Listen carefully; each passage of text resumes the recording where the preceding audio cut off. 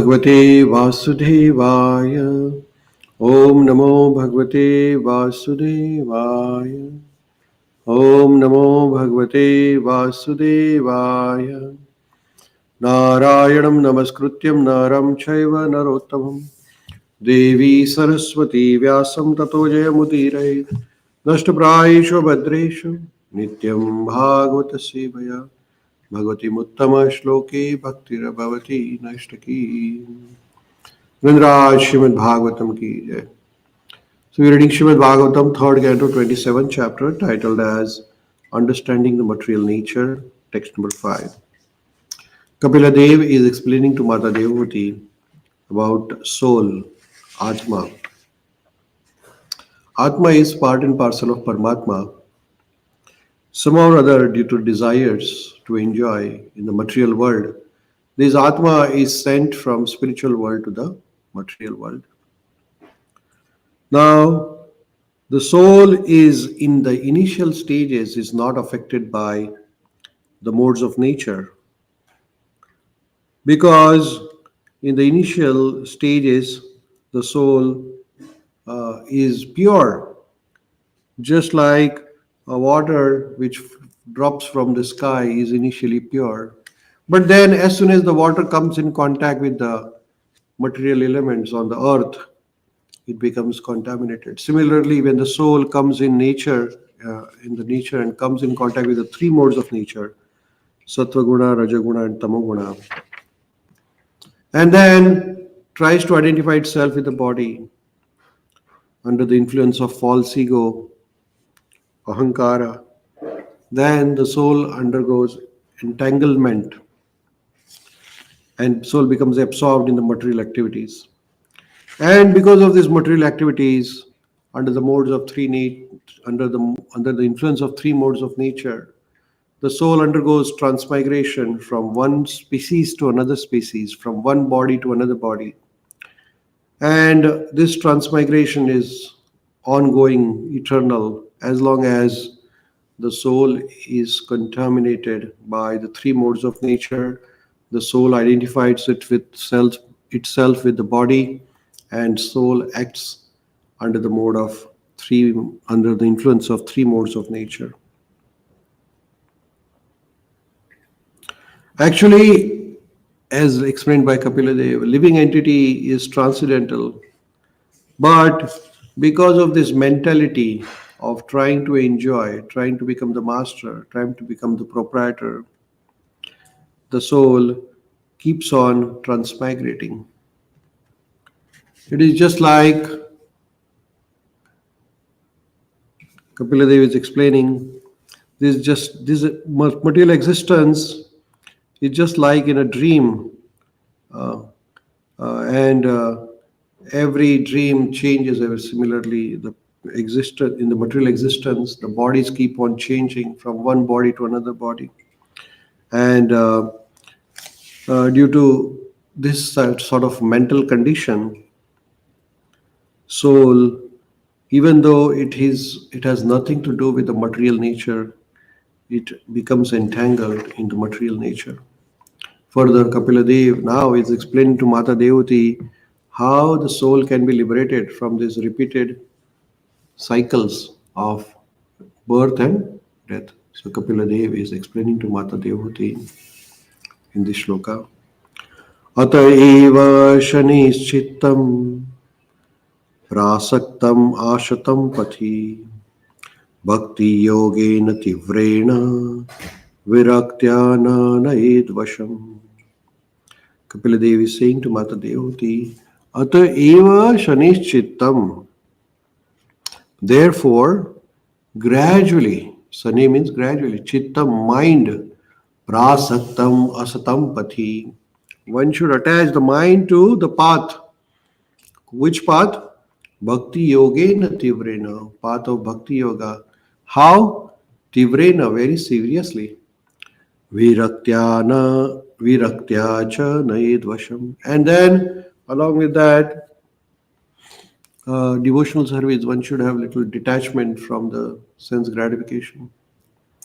Then you can control the mind and you can get liberated from this repeated cycle of transmigration from one body to another body. So Kapila Devi is explaining to Mata Devati, it is the duty of every conditioned soul to engage his polluted consciousness, which is now attached to material enjoyment, in very devotional service to the Lord, with vairagya, detachment. Thus, the mind and consciousness will be under full control of oneself.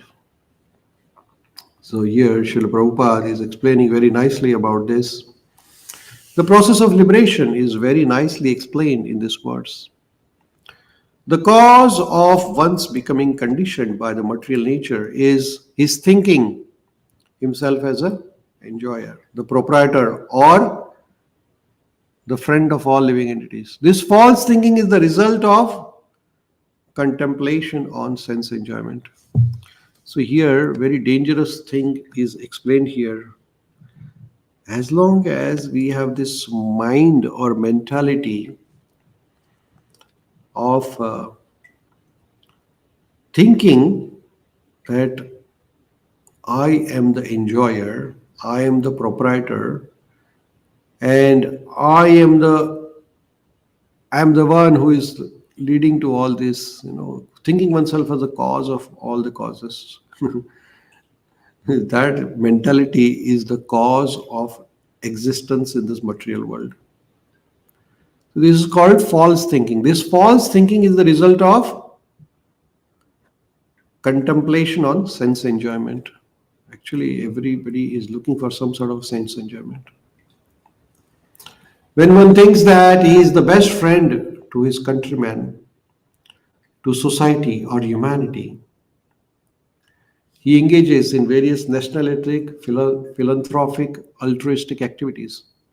And all that is just so much concentration on sense gratification. One starts thinking, oh, I am the one who is going to provide the support to everybody. I am the one who is going to look after everything. Then he engages in so-called nationalistic, philanthropic activities. And that is the sort of a sense gratification. The so-called national leader or humanist does not serve everyone. He is serving himself, his senses. When somebody wants to do something good, actually he's doing good for himself because he has the desire to enjoy status, respect, power, prestige.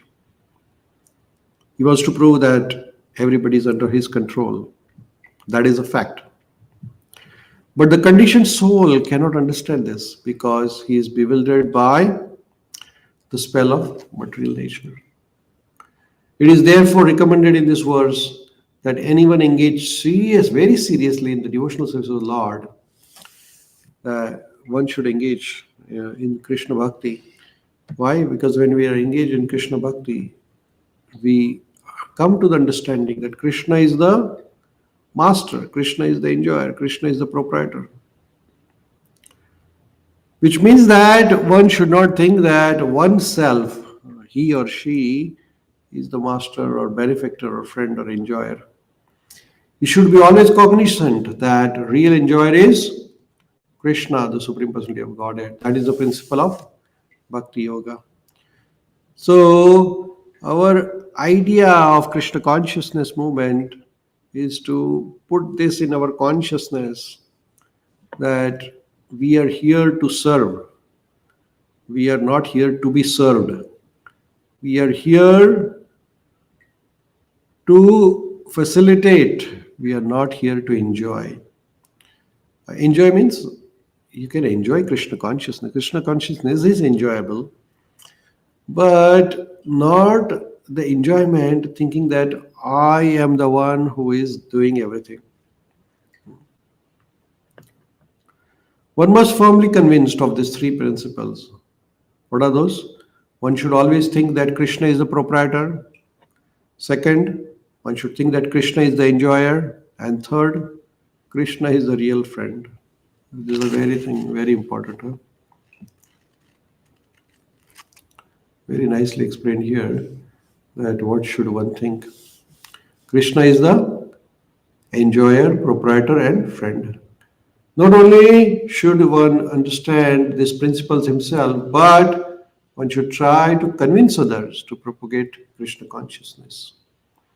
As soon as one engages in such serious devotional service of the Lord, naturally the propensity to falsely claim lordship over the material nature disappears. When we chant Hare Krishna mantra, Hare Krishna, Krishna Krishna, Hare Hare, Hare Rama, Rama Rama, Hare Hare, we are trying to uh, tell ourselves that, oh, I'm not the enjoyer. Krishna is the one uh, who is enjoyer, proprietor, friend of everybody. As soon as one engages in such serious devotional service of Lord Sri Krishna, actually the propensity to falsely claim lordship over the material nature disappears. That detachment is called Vairagya. People fight in this material world because they want to be enjoyer, they want to be the proprietor, they want to be respected.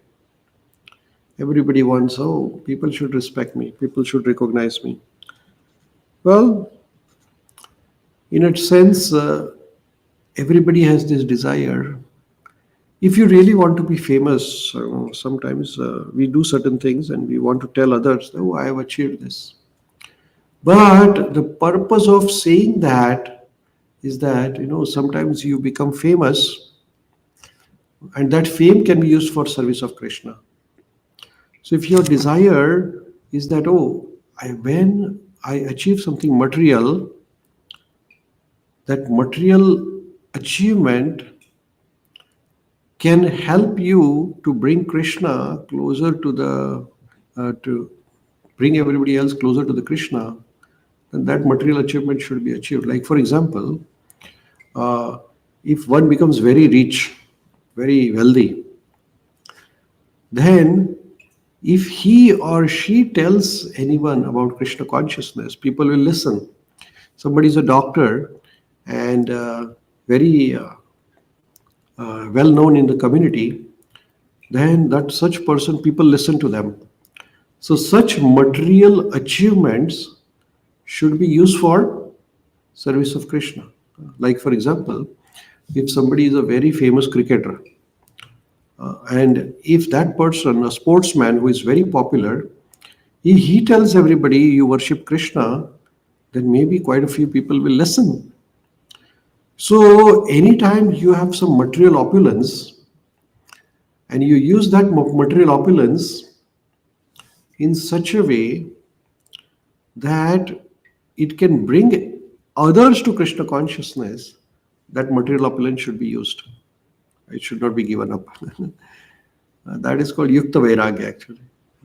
Hare Krishna.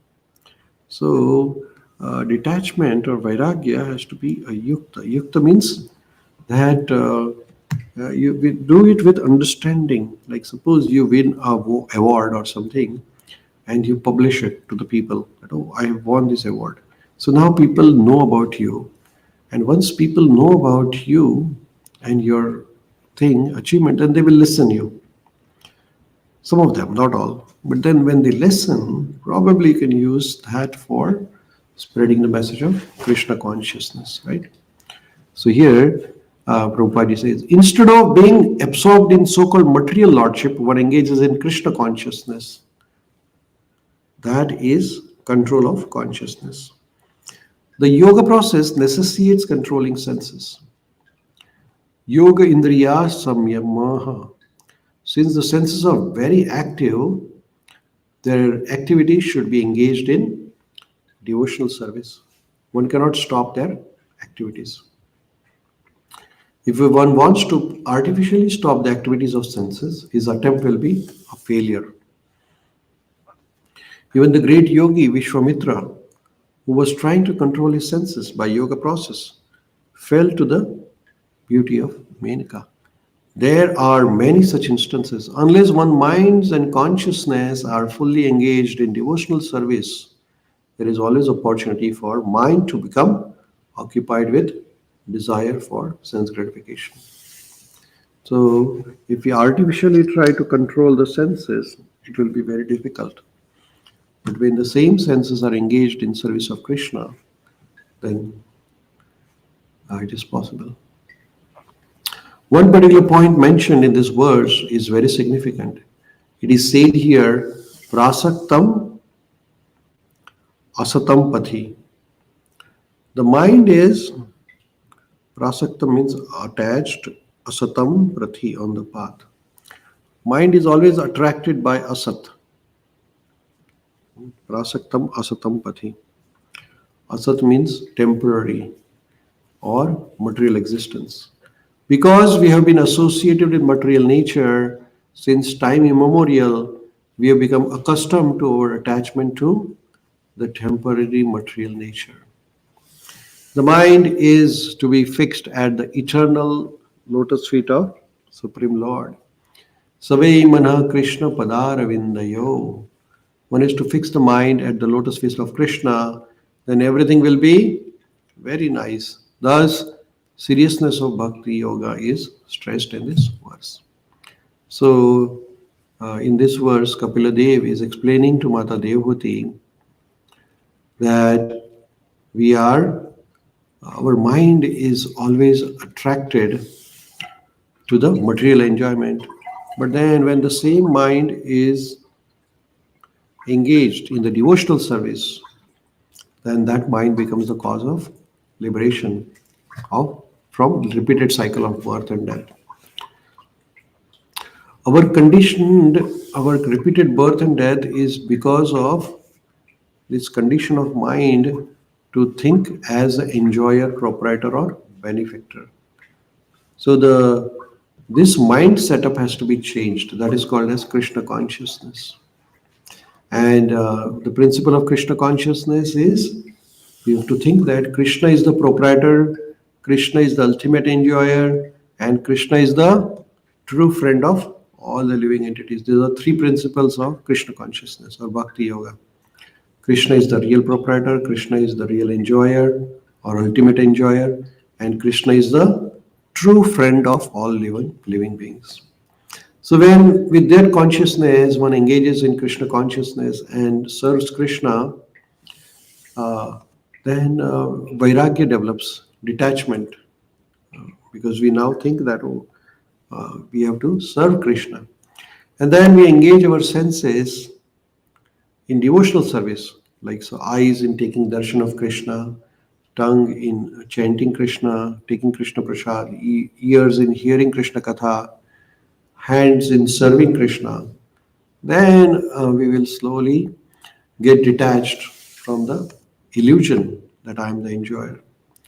Otherwise, the mind gets attracted to the temporary things, and that is called as prasaktam asatam pathi. So we have to engage our mind in sat and not asat. Sat is Krishna and asat is material attachments.